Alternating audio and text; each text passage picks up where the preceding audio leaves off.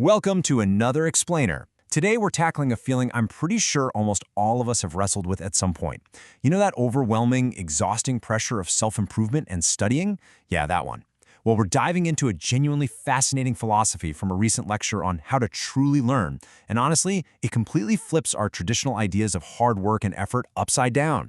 If you've ever felt burnt out just trying to better yourself, you're absolutely going to want to hear this.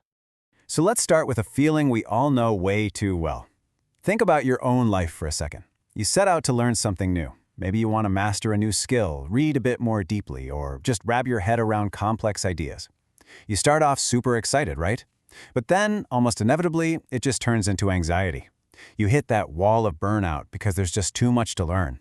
You get trapped in this exhausting cycle of trying to hyper-organize your life just so you can cram more studying in. And ultimately, learning just feels like a massive, stressful burden. Why does this keep happening to us? Well, this exact worry actually comes straight from a student in our source material. They went to their mentor and expressed this deeply relatable sentiment, an anxiety about not digesting it all. They were trying to follow the natural flow, trying to just be comfortable, but eventually they felt totally crushed by the sheer volume of things they felt they had to learn. They asked the mentor, do I need to try harder? Should I be more organized? Do I need to force a higher density of studying? It perfectly captures that universal fear we all have, right? That fear of falling behind, even when we have the absolute best intentions. Section 1. Anxiety about studying and greed disguised as effort. Let's look at the mentor's completely counterintuitive response to this student's anxiety. And this brings us to a wildly provocative twist. The mentor states very clearly that efforting is actually a form of greed. I mean, think about that. Even the effort you exert to let go, or, the conscious strain you put into trying not to try too hard, that's a form of greed too.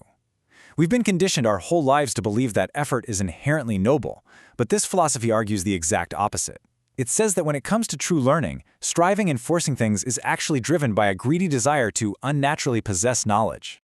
The source explains that whenever we apply this greedy kind of effort, we actually just block ourselves. Whether you're trying to force yourself to understand something or, ironically enough, attempting to perfectly let go of your stress, you're creating greedy expectations.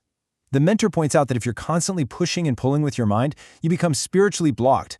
And the result? No matter how much you study or how intensely you listen, nothing is truly absorbed. Your own forceful effort literally becomes the brick wall preventing your growth. Moving on to Section 2, Knowledge versus Truth. Let's see how this builds into a fundamental shift in how we view the information we take in every single day. The mentor draws a really important distinction here. On one side, we have traditional knowledge. According to the text, knowledge often has to be forced. It requires manual input, rigid effort to memorize it. You basically have to cram it in. But on the flip side is truth, or what the source calls Jungbub, representing the natural law of things. Truth is entirely different. It's natural. It's absorbed effortlessly. You don't cram truth. You just enjoy it and receive it. It requires absolutely zero artificial pushing on your end. So, the crucial takeaway here is that when you encounter truth, you really don't need to understand everything perfectly. The mentor's advice is honestly incredibly freeing. Just absorb what makes sense to you right now in this exact moment and let the rest naturally flow right past you. If you only understand, say, a fraction of what you hear, that is perfectly fine. That's exactly what matches your current capacity. Trying to forcefully grasp the parts you don't get yet is, well, falling right back into that trap of greed we just talked about. Section 3. Absorption of quantum energy. To explain how this effortless absorption actually happens behind the scenes, the mentor introduces a very unique, almost metaphorical concept. Now, real quick, I want to clarify that we aren't talking about literal particle physics here. In this philosophy, quantum energy is defined as a spiritual mechanism. It describes how spoken wisdom carries an energy that automatically overlaps and accumulates within you. And here is the real magic trick. It does this all on its own, provided you receive it with a joyful heart. Just simply listening with happiness allows this wisdom to naturally layer and build up your inner capacity. The energy is doing the work, not your conscious striving. Honestly, this specific concept should bring you so much relief. The mentor explicitly says that even if you consciously forget the words you just heard, like even if you walk away and can't recall a single specific detail, the teachings have already successfully overlapped and enriched your inner soul. Because it operates as this quantum energy, the accumulation happens way beneath your conscious awareness, so forgetting the data absolutely does not mean you lost the growth. Bringing us to Section 4, the power of joyful listening. So now that we understand the theory behind this natural absorption, how do we actually break our old, deeply ingrained habits of rigid, stressful studying? The advocates for this brilliantly simple, truly effortless progression. Step 1. You just listen comfortably, but only when time allows. No more forced schedules. Step 2. Feel genuine joy and interest in whatever the material is. Step 3. Because you're joyful, the unconscious absorption of that energy just happens automatically. And finally, Step 4. You naturally grow your inner capacity, or your spiritual mass as the Source calls it.